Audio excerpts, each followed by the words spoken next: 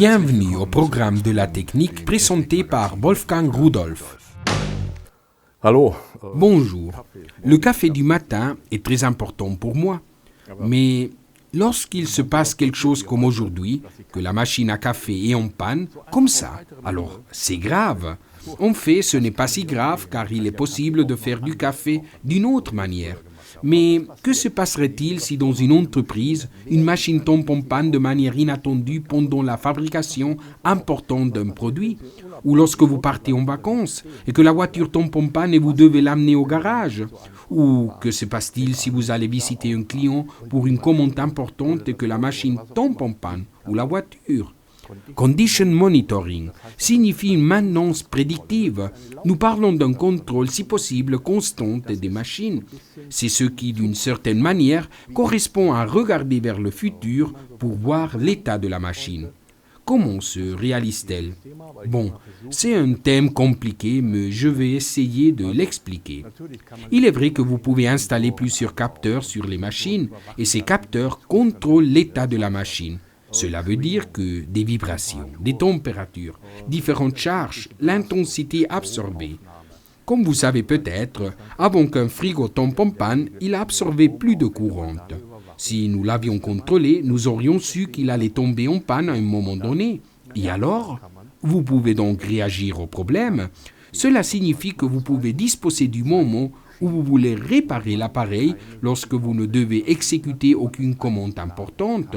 C'est-à-dire que vous pouvez le planifier, mais de nos jours, cela n'est pas très instauré. Nous faisons donc une maintenance préventive.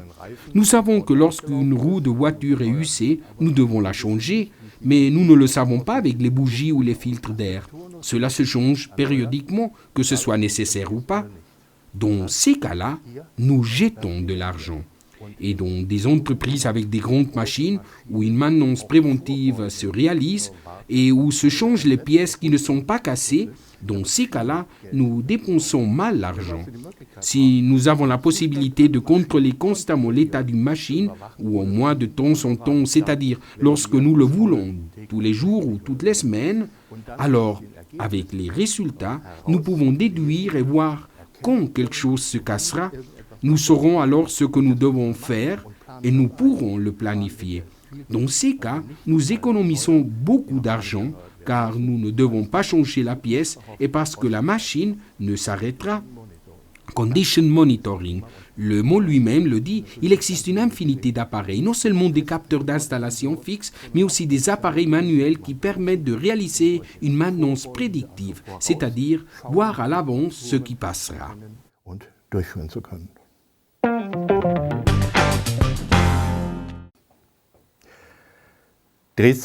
Les révolutions sont un paramètre très important.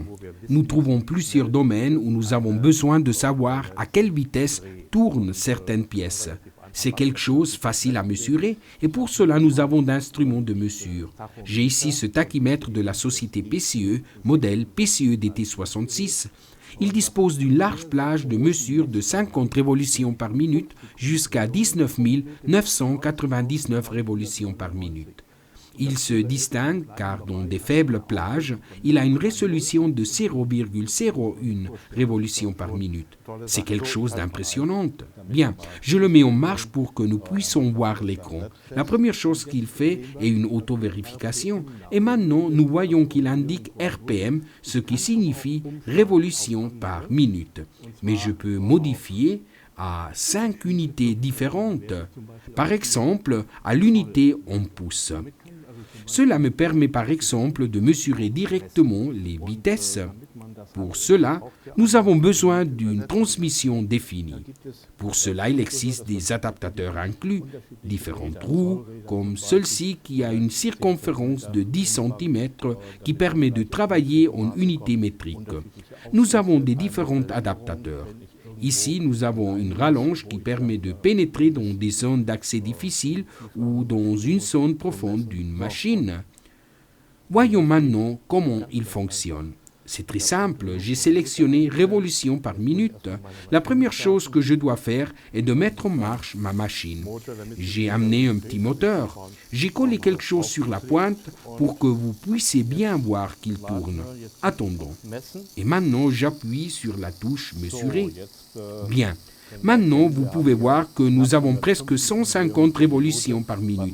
Avec ce jouet que j'ai amené, la vitesse est bien sûr très peu précise. En plus, il glisse un peu. Ces valeurs sont enregistrées lorsque je n'appuie plus sur la touche. De ce fait, je peux maintenant récupérer les valeurs minimum et maximum sur l'écran. Je peux même stocker ces données dans la mémoire et les récupérer postérieurement. Bien. Quittons cela. Nous parlons de la simple possibilité de mesurer la vitesse ou la rotation des bandes transporteuses et des choses similaires. Posez l'adaptateur approprié et c'est tout. Das war's schon.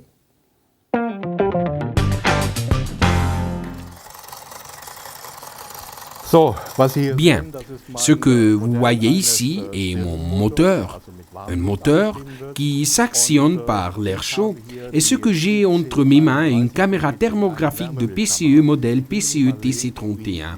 Je veux voir comment se distribue la chaleur ici. Je veux donc vous permettre d'observer. Si nous regardons ici, nous pouvons observer que là en bas se trouve la flamme qui est très très claire. Et plus haut, nous trouvons le cylindre. Et maintenant, la caméra doit de nouveau se calibrer automatiquement. Cela indique qu'elle doit définir de nouveau la gamme de couleurs. Bien. Si maintenant j'éteins la flamme, elle continuera à fonctionner un peu plus car elle intègre toujours de la chaleur. Maintenant, elle s'arrête et maintenant vous pourrez observer comment la température, je l'incline pour pouvoir mieux visser. Comme celle-ci commence à diminuer, la croix au milieu est le point de mesure. Si maintenant je visse la culasse, l'image est donc plutôt sombre. Mais si maintenant je visse sur un côté, cela est difficile à voir. Vous pourrez observer que la distribution de chaleur du cylindre jusqu'à la culasse change de façon importante. Pourquoi je vous montre tout cela? Bon, ça c'est un jouet, mais si vous avez une grande machine, vous pourrez donc mesurer et détecter la température avec une caméra thermographique. C'est quelque chose que nous ne voyons pas avec nos yeux. Avec cela, nous pouvons détecter si un roulement a chauffé. Nous pouvons identifier si sur un point il y a une fuite. Nous pouvons même mesurer et contrôler des conduits de courant. Et cela, nous le faisons à travers des murs, car lorsqu'ils sont surchargés, ils génèrent alors de la chaleur. Bien. Avec ce microbolomètre non réfrigéré qui est le capteur, vous pouvez... Attendez que je rentre dans le menu. Vous pouvez donc entrer dans le menu et réaliser les réglages souhaités. Je peux par exemple sélectionner un degré d'émissivité prédéfini. J'ai la possibilité de changer la gamme de couleurs et beaucoup plus de choses. Très bien. Avec cet appareil, vous pouvez réaliser beaucoup de mesures. Et si en plus il enregistre les données dans une carte mémoire, ceci dit, le connecteur USB se trouve ici. Cela me permet de le connecter à un ordinateur ou de charger la batterie ou d'introduire la carte de mémoire. Elle me permet d'enregistrer des vidéos et je peux aussi enregistrer des images. Selon ce que je veux faire, je dois simplement le sélectionner et c'est tout. Qu'est-ce que je peux faire avec tout cela? Eh bien, un logiciel est inclus et si vous regardez cette image, vous verrez une image standard. Ici, vous pouvez voir cette structure en forme de nœud. Le logiciel permet de convertir cette image en 3D. Et si vous observez cela, vous allez être impressionné. Et le logiciel permet de faire tourner l'image. Cela permet de mieux voir sur quel point il y a quelle température. Elle me permet de mesurer postérieurement la température, même si je n'ai plus l'appareil devant moi.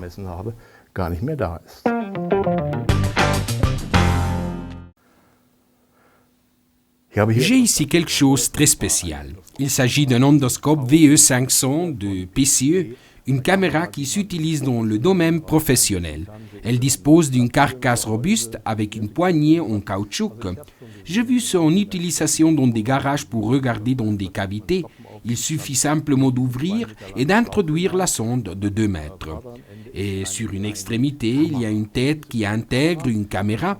Ces petites caméras permettent d'activer des lumières LED, des LED que vous pouvez régler et qui permettent de voir dans des cavités obscures. Très bien. La caméra est alimentée par un accumulateur. Cela permet de l'utiliser de façon mobile. Vous pouvez enregistrer les images et vous pouvez aussi enregistrer des vidéos. Pour cela, vous disposez de 2 grandes touches. L'emboît inclut une carte mémoire de 4 Go et aussi des miroirs qui sont rangés dans ces petites boîtes. Je ne voulais pas les salir, bien qu'un jeu de nettoyage soit aussi inclus. Ces miroirs disposent de différents angles pour voir des endroits qui ne peuvent pas se voir directement avec ce tuyau. C'est vraiment un tuyau? Bon, c'est pas grave. Le rayon de courbure ne devrait pas être inférieur à 15 mm. C'est compréhensible, il ne doit pas se tordre, mais il ne sert pas seulement pour la technique, les machines ou la maintenance préventive. Mais j'ai même pensé qu'un ornithologue pourrait regarder à l'intérieur d'un nid sans gêner les oiseaux. Comme ceci. J'introduis maintenant la sonde dans cette ouverture. Et si nous regardons maintenant l'écran, et si je le fais correctement, vous verrez alors ici, à l'intérieur, que le oiseau se trouve ici. Ce n'est bien sûr pas un oiseau réel, je voulais simplement vous montrer toutes les possibilités. Bien sûr, la finalité d'économiser de l'argent, mais aussi pour pouvoir voir dans des lieux où mes yeux ne peuvent pas voir. Et aussi dans d'autres domaines comme les loisirs. J'ai vu comme il a été utilisé sur des trains en miniature pour regarder dans les tunnels et sous la base. Mais si vous pensez maintenant, c'est très bien, mais je ne le trouve pas pratique. Dans ce cas, vous pouvez enlever la sonde avec la caméra, ici à l'intérieur, et intégrer un accumulateur comme ici. Vous pouvez le chercher ensemble ou séparément, et comme vous pouvez le voir, l'image se voit toujours. Cela est dû à sa connexion sans fil de 2,4 GHz. Lorsque vous le séparez, il se connecte automatiquement. Si j'essaye de nouveau maintenant de capter une image, je pourrais alors l'observer sur l'écran même si la sonde n'est pas connectée physiquement. Je peux donc enregistrer des images et des vidéos. Vous pouvez voir une image en temps réel sur un grand écran, comme par exemple une télévision. Comme vous le voyez, c'est un appareil idéal pour une infinité d'applications. Mais même si je pense personnellement qu'il doit être surtout utilisé dans le secteur industriel et commercial, vous pourrez ainsi réaliser une maintenance prédictive et voir si quelque chose n'est pas en règle.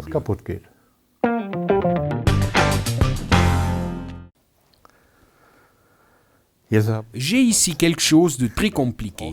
Il est même difficile de l'expliquer, mais nous allons essayer de le faire d'une façon simple. Lorsque vous voulez connecter des machines entre elles à travers un axe, par exemple un moteur avec un générateur, elles doivent alors être alignées avec précision. Si nous regardons sur le graphique, nous pouvons alors voir des erreurs basiques. D'un côté, une déviation de hauteur que nous voyons sur ce graphique, et sur le graphique suivant, nous observons une déviation d'angle. La cause peut être une fissure ou une déviation d'angle sur le latéral. Si maintenant les machines se connectent avec force, même s'il y avait une déviation minimum, cela impliquerait de l'exposer à des grandes pressions sur les roulements et peut-être même sur la même connexion, qui à son tour supporterait une détérioration prématurée. C'est pour cela qu'il est très important que ces machines soient alignées avec une grande précision et cela avant de les fixer. Pour cela, nous avons le modèle PCE TU3, un appareil qui dispose d'une infinité de fonctions. Il est vrai que je n'ai pas encore tout vu. Le manuel dispose de 95 pages et bien sûr, je dois après comprendre la signification. Si nous le regardons, nous pouvons voir un clavier avec plusieurs touches fonctionnelles et l'écran me montre déjà quelque chose. Ici, je peux approfondir. Ici, nous avons 2 carrés, et dans ces carrés, il y a un cercle rouge. Si vous regardez l'écran, vous verrez que ces cercles rouges, vous pouvez l'observer ici. Voyons voir. Celui de droite a bougé, il est même sorti du carré. Il y a même un signal en haut qui clignote, et maintenant il entre de nouveau. Comment j'ai fait ça? je peux vous le montrer. Ce PCE TU3 dispose de 2 capteurs laser connectés. Cela veut dire qu'un rayon laser est envoyé d'ici. L'autre capteur le reçoit et à son tour, il envoie aussi un rayon et le premier capteur le reçoit de nouveau. Il ne s'agit pas seulement de recevoir un signal, mais plutôt, ici en bas, nous trouvons une diode sensible au positionnement avec une taille de 10 par 10 mm. C'est-à-dire qu'elle détecte dans quelle position pénètre le rayon laser. Bien. Maintenant, je ne dois seulement disposer ces 2 capteurs sur les axes, d'abord sur l'axe de la machine, fixe, et ensuite sur l'autre qui doit être aligné. Si mon bras était cet axe, je le mettrais alors ici dessus, et sur cette pièce, je poserai un des capteurs. Au fait, il se fixe avec cette chaîne inclue dans l'emboît. Elle se met ici dessus et elle se tend. Ici, vous avez du matériel de fixation. Avec cela, vous pouvez bien fixer les capteurs car ils ne doivent pas bouger ou osciller. Pourquoi? Parce que la résolution de ce système est d'un millième de millimètre et la résolution d'angle est de 0,1 degré. Comme vous le voyez, nous parlons d'une grande précision. Vous devez aussi connaître la distance entre les 2 capteurs. Si nous observons sur le graphique, vous pouvez donc voir qu'entre le générateur et le moteur, il y a une déviation horizontale. C'est quelque chose que vous devez savoir. Et nous trouvons aussi une déviation d'angle. Et la distance entre les deux s'inclut automatiquement dans le calcul. L'emboît inclut aussi un mètre. Je dois introduire au préalable toutes ces données dans l'appareil et il me donnera alors des indications claires de correction jusqu'à ce que les 2 capteurs soient parfaitement alignés, ce qui me permettra de travailler sans problème et surtout sans aucune usure. Comme je le dis, la complexité de tout ce qui peut se faire est très ample, bien que d'autre part, l'utilisation soit assez simple. Donc, comme vous avez vu, vous devez simplement regarder et régler. Et à partir de là, commencer à mesurer. Cela peut être une machine, un générateur ou un moteur, selon la partie mobile que ce soit, car une partie doit être fixe. Les 2 parties ne peuvent pas être mobiles. Bien sûr, vous pouvez stocker toutes ces données dans une carte mémoire. Vous pouvez aussi transférer ces données à un ordinateur. Le câble de connexion est inclus. L'appareil travaille avec un accumulateur pour que vous puissiez travailler indépendamment. Nous parlons d'un mesureur de haute gamme. Je pense que je vais être très occupé avec cet appareil si intéressant ces jours.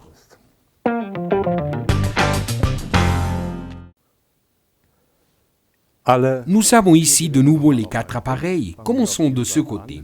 Nous avons le mesureur de révolution PCE DT66. Il mesure des révolutions entre 50 et 19 999 révolutions par minute. Et ceci avec une résolution de 0,01. Ensuite, nous trouvons la caméra thermographique TC31 de la société PCE. Cette caméra thermographique, regardez, vous me voyez maintenant à travers et vous voyez comme je bouge. Elle travaille dans une plage de moins 50 à plus 350 degrés. Elle enregistre des images et des vidéos que vous pouvez récupérer postérieurement. Elle intègre un logiciel de haute qualité qui permet de convertir les images en 3D. Vraiment impressionnant. L'appareil suivant est l'ondoscope PCE VE500, une caméra avec une sonde de 2 mètres et avec un diamètre de 5,5 mm. Il se distingue car vous pouvez séparer la sonde de l'écran grâce à sa connexion sans fil. Ces 2 parties intègrent un accumulateur que vous pouvez charger ensemble ou séparément. Vous pouvez aussi utiliser ici une carte mémoire pour enregistrer des images et des vidéos. Enfin, un appareil de haute standing, le modèle PCE TU3, un système d'alignement par laser avec 2 capteurs externes et avec une précision d'un millième de millimètre dans l'alignement et avec une résolution d'angle de 0,1 degré. Comme vous le voyez, nous parlons d'appareils que vous pouvez toujours utiliser dans n'importe quel endroit pour détecteurs à l'avance de possibles pannes sur des machines ou dans d'autres domaines. Au revoir. Und tschüss.